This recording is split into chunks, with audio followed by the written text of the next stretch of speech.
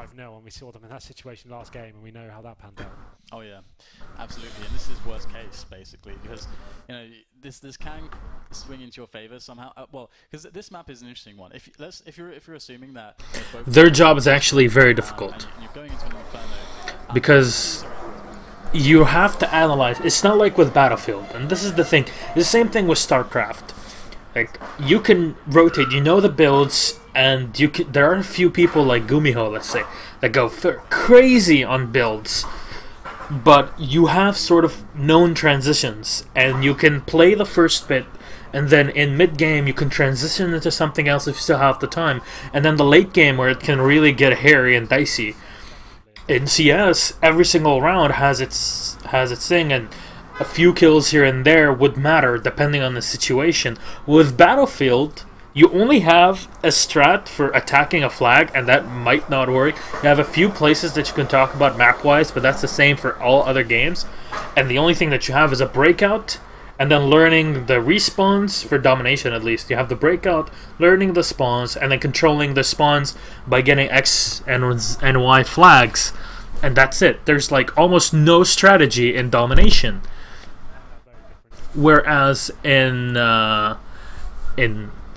what's it called, Squad Obliteration, what you have is a bomb in the middle. So that on its own is something extremely different. The map, you have to get the squad wipes, you have to move around, and the squad wipe is extremely important. So you have to pay attention to your spread. It's not like in Domination when you can rush with 5 players on a flag like Dexterity were doing and win every single time, and then just rotate on the other, just kill the 1 or 2 guys over there with your 5-man rush, because they're very good at aiming, but they're even better when there's 5 of them.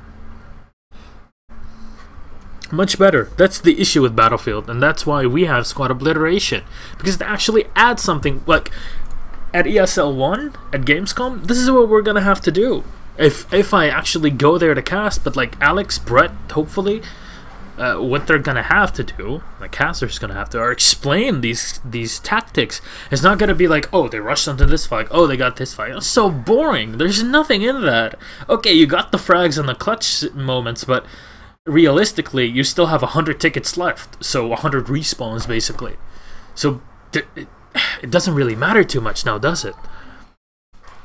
Whereas if you take away the entire point of respawning just for respawning, you now add the mechanic where respawning is actually very important, and getting a kill actually is much more important than before, because you have that 7-8 seconds to respawn, and then 15 seconds to, you know, after the squad wipe, which makes people want to spread out over the map, but not spread out too much. It really is about knowing the teams and how they usually work, which adds to it. Everybody, all of these players that complain about it in the Battlefield scene, they're like, but oh, it's you know, it doesn't make any sense, and we don't want to go for the squad wipes and all of that. They're too strong. So look, you have the chance, but if you get squad wiped twice without doing anything, then it's pretty much your problem. And it's the same thing here. If you're in a bad position, you're gonna get taken down. All of these players play CSGO and they love it for what it is. Why can't you love the game that you're actually playing it competitively, where you can win money by just understanding the techniques and the tactics and the teams? They have to do it. Why don't you? Even though you play the same game and you would like to do more of it. But look at Liquid. That's a very good push. They held on the good sides.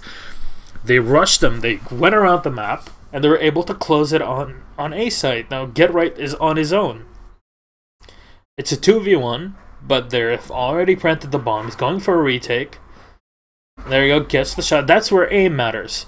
And a double. Oh, yo. Get Right gets it right. That's what you have to do. It's your aim combined with your tactics, combined with your positioning, combined with teamwork, combined with your actual knowledge of the map. And that's what we have in Battlefield now. So why are you complaining about all of that? But that was extremely well done by Get Right. Very nice retake.